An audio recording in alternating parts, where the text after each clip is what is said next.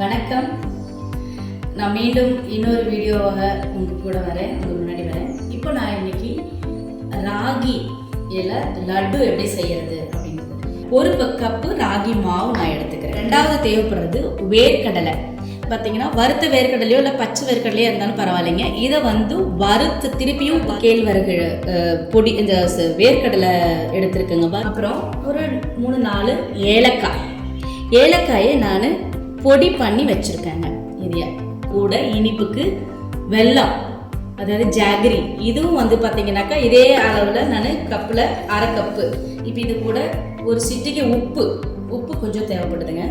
ஒரு சிட்டிக்கு உப்பு போட்டுக்கிறேன் நான். இதில் நம்ம சப்பாத்திக்கு ரொட்டிக்கு அடத்தட்டுறதுக்கு மாவு பிசையும் இல்லைங்களா, அந்த மாதிரி பிசைஞ்சு கிடைக்காம தண்ணி விட்டு நல்லா நாம் இந்த மாவை பிசைஞ்சு எடுத்துக்கிறேங்க. நான் இது கொஞ்சமாக செஞ்சுருக்கேன். இது நீங்கள் குழந்தைங்களுக்கு இவ்வளோ பெருசாக 2 உருண்டை எடுத்துக்கிறேங்க. நான் என்ன பண்ணுறதுன்னு நான் காமிக்கிறேன், ஓகேங்களா? கொஞ்சம் வெயிட் பண்ண வரேன்.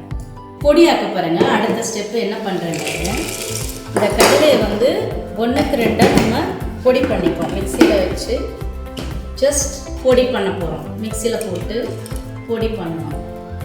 ஆற வச்சு திருப்பி நம்ம மிக்சியில் போட்டோம். அவ்வளோதாங்க. 2 பொடியிலேயே இது உங்களுக்கு நல்லா பொடி ஆயிடுச்சு பாருங்க. இந்த பொடியை நான் இப்போது மிக்சிங் பவுலில் போட போகிறேன்.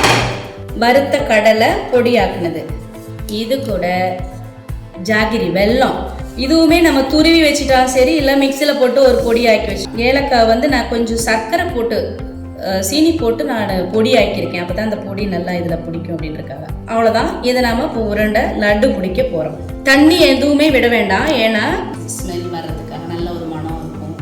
அது ஃப்ளேவர் ஒரு சிலருக்கு பிடிக்கும், ஒரு சிலருக்கு பிடிக்காது. பிடிக்கலன்னா நீங்கள் அதை போட வேண்டாம். தெரியுங்களா? உங்களுக்கு கேள்விப்பட்டிருக்கீங்களா? அனிமியா பாரத், அதாவது ஃபீட்பேக் கொடுங்க.